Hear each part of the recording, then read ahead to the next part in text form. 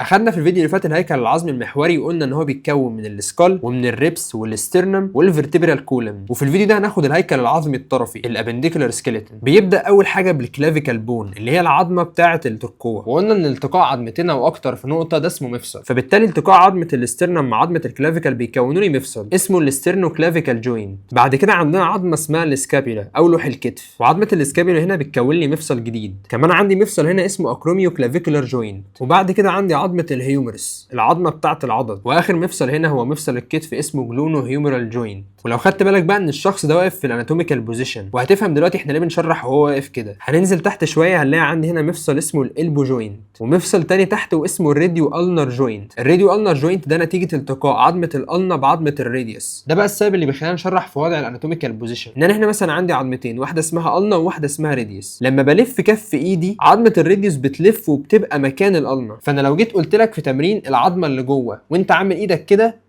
هتبقى الراديوس، ولو جيت عكست ايدك هتبقى الالنا. عشان كده احنا بنشرح في وضع الاناتوميكال بوزيشن عشان ما يبقاش في اي مشاكل او اي لخبطه. يبقى انا عندي العظمه اللي جوه خالص اسمها الالنا، والعظمه اللي بره اسمها راديوس. وبعد كده عندي الكاربال بونز، ودي مجموعه عظام شورت بتكون موجوده في الجزء ده كده. واخر حاجه عظم الصوابع واسمه فالانجيس. بعد كده هننزل الجزء اللي تحت وهنلاقي عظمه الحوض اللي هي البلفيك، وبتنقسم لثلاث اجزاء. اول جزء هو الاليم والبيوبس والاشيم. وهنزل لتحت شويه هلاقي عظمه طويله اسمها الفيمر، والتقاء الحوض مع الفيمر بيكونوا لي مفصل اسمه الهيب جوينت. بعد كده هننزل تحت نلاقي عظمه اسمها باتيلا بتكون صغيره بالشكل ده. ولو خدت بالك من الجزء ده من الرجل هتلاقيه فيه عظمتين برضه شبه الجزء بتاع الالنا والراديوس، بس العظمتين دول اللي جوه اسمها تيبيا واللي بره اسمها فيبيولا. والتقاء الفيومر مع التيبيا بيعمل لي مفصل اسمه الني جوينت، مفصل الركبه. وبعد كده في الترسل والميتا ترسل والفالانجيس. نفس الفكره، فوق اسمها كاربل تحت اسمها ترسل، والجزء اللي بعده بيتضاف له كلمه ميتا، ففوق ميتا كاربلز وتحت ميتا تارسلز. والفالانجيس نفس الاسم ما اتغيرش، وهي العظام بتاعه الاصابع اخر جزء فيها. انا عارف ان الاسامي غريبه عليك وان انت اول مره تسمعها، وعارف ان حفظك ليهم هيكون صعب، بس فعلا هو يستاهل، لانك هتبقى فاهم قدام لما نيجي نشرح العضلات واقول لك ان العضله دي ماسكه في العظمه دي، فانت عارف انت هتحرك انهي عظمه بالظبط من غير ما تتلخبط، وهتبقى عارف الاورجن والانسيرشن بتاع كل عضله ماسك فين بالظبط وفي انهي عظمه. فده هيساعدك جدا جدا جدا في تحليل التمارين، وهيساعدك جدا لما تسمع عن تمرين معين ويقول لك التمرين ده بيشغل العضله دي وان الوظيفه بتاعتها كذا، تفهم اصلا هي الوظيفه بتاعتها كذا عشان هي ماسكه في العظمه دي والعظمه دي، ولما الاثنين دول بيعملوا شكل معين بيشغلوها. كده كده هتلاقي عندك الصور دي موجوده في السلايدز، اقعد وبص عليهم واحفظهم وبجد هيفرقوا جدا معاك.